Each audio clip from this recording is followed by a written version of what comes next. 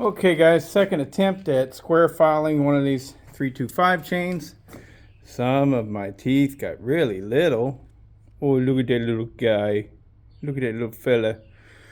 But it looks like I probably got a pretty, come on. Proper square file to it, you know. And don't go too hard on me. We all got to start somewhere.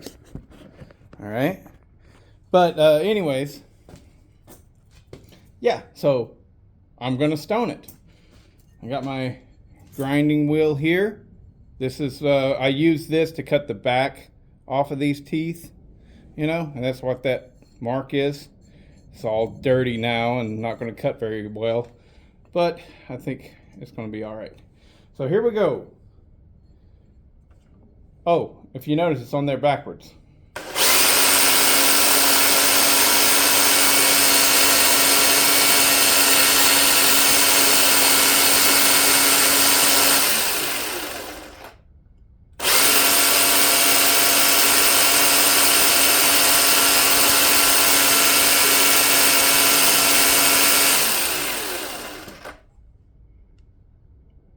Ooh, cut a lot on there.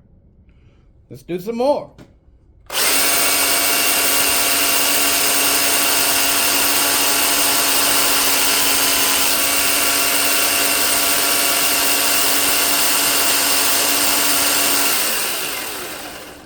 If you're wondering how I'm doing this on this Milwaukee saw, because it's known to have a 3/8 low profile setup, look back at my videos, 325 Milwaukee electric saw. I actually modified the clutch on this to accept rim sprockets so that I could run a 325 chain. But now, as a benefit, I can also do this with the 325 chain, and I can change out that sprocket and do the exact same thing with the 3/8 chain. So there we go. I just stoned it, and I think that's all that I need.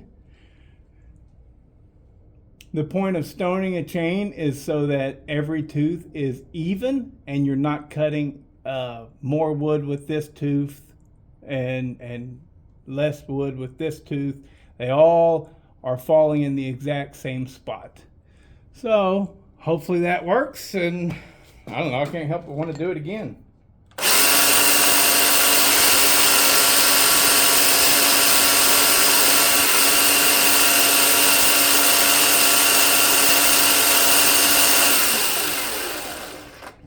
Now I got to set my rakers where I want them and see how this thing cuts.